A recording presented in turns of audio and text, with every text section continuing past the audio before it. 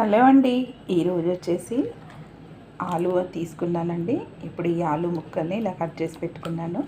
ఆలు ఫ్రై అనేది చిటికెలో ఎలా చేసుకోవాలో నేను ఈ వీడియోలో చూపిస్తానండి. ఇలా ఆలూస్ని అయితే ఇలా చిన్న చిన్న ముక్కలు కట్ చేసి పెట్టేసుకున్నాను. కడాయిలో ఆయిల్ కూడా వేసానండి, వేడైపోయింది. ఈ వాటర్ అంతా స్ట్రెయిన్ చేసేసుకొని ఈ ముక్కల్ని మాత్రం ఇప్పుడు ఈ ఆయిల్లో వేసేసుకుందాం. ఎంత పాతగా ఉన్నా కూడా ఈ కడాయిలలో వంట చేసుకుంటేనే బాగుంటుందండి. ఇలాంటి ఫ్రైస్ మాత్రం ఇలాంటి కడాయిలలో చేస్తే అడుగంటకుండా ఉంటుంది, మందంగా ఉంటుంది. కాబట్టి ఇప్పుడు ఆలు ముక్కలు అయితే వేసుకుందామండి.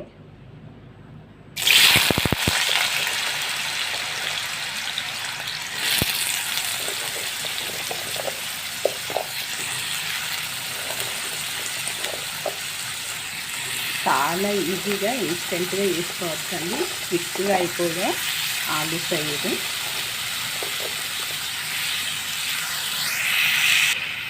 ఇలా కలిపేసుకుందామండి ఒకసారి కిందలో ఫ్రై వరకు.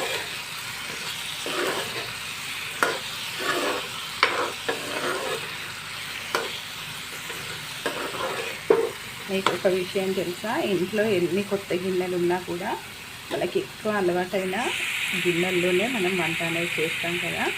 అలాగే చాలామంది ఇళ్ళల్లో ఇలాంటి కడాయిలు, పాత కడాయిలు ఖచ్చితంగా ఉంటాయి. దాంట్లో చేస్తేనే బాగా కుదురుతుంది అనే ఒక నమ్మకం అయితే ఉంటుంది. మీరు ఎంతమంది వీటికి కరెక్ట్ అంటారో తప్పకుండా కామెంట్ అయితే చేయండి. ఇప్పుడు ఒకసారి మూత పెట్టేసుకుందాం. ఒక 5 మినిట్స్ మూత పెట్టి ఉంచుదాం. అలా ఆలు ముక్కలన్నీ ఇలా మగ్గిపోయాయండి ఆయిల్లో. చూసారా, మంచి కలర్ అనేది వచ్చింది. ఇప్పుడు ఇందులోకి ఇక్కడ కట్ చేసి పెట్టుకున్న ఒక ఆనియన్ అండి. ఈ ఆనియన్ని ఈ ఆయిల్లో ఇలా మధ్యలో అనుకున్నాం కదా, ఆయిల్లో వేసేసుకుందాం. ఆలు మొత్తం స్మాష్ అయిపోతుందండి మొత్తం కలిపేస్తే. అందుకే నేను అలా సెంటర్లో వేసేసుకుంటున్నాను ఆనియన్స్ని. తర్వాత వచ్చేసి దీనిపైన కాస్త అల్లం వెల్లుల్లి పేస్ట్ కూడా యాడ్ చేద్దామండి. ఆలు అనేది మంచిగా మగ్గుతుంది ఇలా మధ్యలోకి జరిపి వేసుకోవడం వల్ల. అలాగే పసుపు కూడా యాడ్ చేశాను చూడండి. మనకి ఎంత సరిపోతుందో అంత చూసి వేసుకోవాలండి. కొలతలతో ఏం లేదు, కానీ మనం తీసుకున్న ఆలు ఎంత ఉందో దాన్ని క్వాంటిటీ బట్టి మనం తీసుకోవాలి ఇంగ్రీడియంట్స్ అన్నీ. కొంచెం ఆనియన్స్ పైన అలా ఆలూని పెట్టేస్తే ఈజీగా మగ్గిపోతాయండి, స్మాష్ అవ్వకుండా ఉంటాయి ఆలు ముక్కలంతా.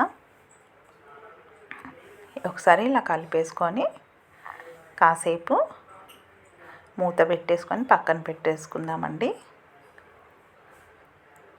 అలా ఉడికిపోవాలి, మంచిగా ఆయిల్లో ఫ్రై అవ్వాలి ఆనియన్స్ అంతా. మనం వేసిన అల్లం వెల్లుల్లి పేస్టు అలాగే పసుపు కూడా ఆలు ముక్కలకి మంచిగా పట్టింది కదా. ఇప్పుడు వచ్చేసి దీంట్లోకి మన రుచికి సరిపడంత కారం అనేది యాడ్ చేస్తున్నాను. తర్వాత వచ్చేసి ధనియా పౌడర్ కూడా వేసుకుందామండి. అలాగే మన రుచికి సరిపడా సాల్ట్ కూడా యాడ్ చేసుకుందాం. చూసి వేసుకోండి, కాస్త సాల్ట్ అనేది ఎక్కువైపోతుంది. మనం తీసుకున్న ఆలు ముక్కలకి సరిపడంత సాల్ట్, కారం, ధనియా పౌడర్ వేసుకొని ఒకసారి ఇలా కలిపేసుకుందామండి. కింది నుండి పై వరకు అలా కలపాలి, లేకపోతే ఆలు అంతా మెత్తగా అయిపోతుందండి. అప్పుడు తినేటప్పుడు మనకి ఆ టేస్ట్ అనేది తెలియదు. ఆలు పీసెస్ అన్నీ ఆ విధంగా ఉండాలండి.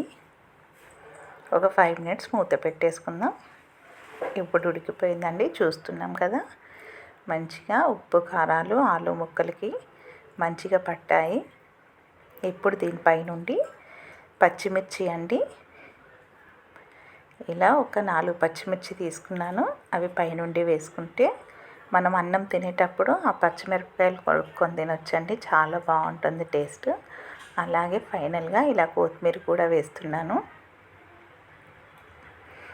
చాలా ఈజీ ప్రాసెస్ అండి. చాలా రుచిగా ఉంటుంది. బ్యాచిలర్స్ కూడా అసలు ఇప్పుడే కొత్తగా వంటలు నేర్చుకునే ఎవరైనా కూడా ఈజీగా నేర్చుకునే ఆలూ ఫ్రై అండి. చాలా టేస్టీగా ఉంటుంది. రసం, సాంబార్ ఇలా ఏవైనా పక్కన పెట్టేసుకొని ఈ ఆలూ ఫ్రైతో తినొచ్చు. లేకపోతే వేడి వేడి అన్నంలో నెయ్యి వేసుకొని కూడా హ్యాపీగా తినొచ్చండి. ఈ ఆలూ ఫ్రై చాలా బాగుంటుంది. చిన్నపిల్లల దగ్గర నుండి పెద్దవాళ్ళ వరకు అందరూ ఇష్టంగా తింటారు. మీకు నచ్చితే తప్పకుండా ట్రై చేయండి. మా ఛానల్ని మాత్రం సబ్స్క్రైబ్ చేయండి.